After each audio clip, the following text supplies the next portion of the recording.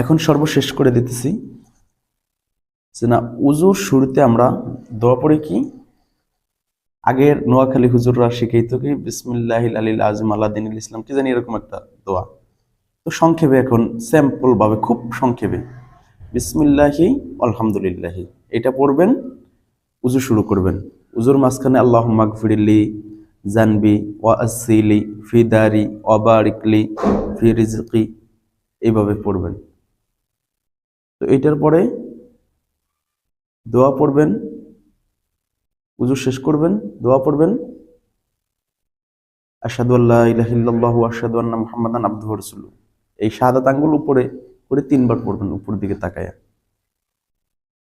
এটা যদি না পারেন আশহাদু আল্লা ইলাহা ইল্লাল্লাহু ওয়াহদাহু লা শারীকা লাহু ওয়া আশহাদু আন্না মুহাম্মাদান আবদুহু ওয়া রাসূলুহু আল্লাহুম্মা জাআলনি মিনাত তাওয়াবিন ওয়া জাআলনি মিনাল মুতাত্তাহিরিন।